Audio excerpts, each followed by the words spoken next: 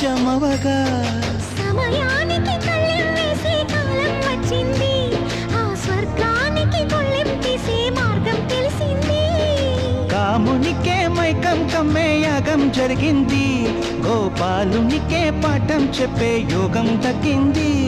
ఆ పాల పుంతని మలవేసి వరించే ఈ పూల పుంతలో పులకింతలు పుట్టించే నీ రసికతకే వేస్తా నా ఓటు, నా అలసటతో వేస్తా ఓటు. చిన్నగా చిన్నగా చిన్నగా మది కన్నులు విప్పిన కన్నెగా నీ మగసిరికే వేస్తా నా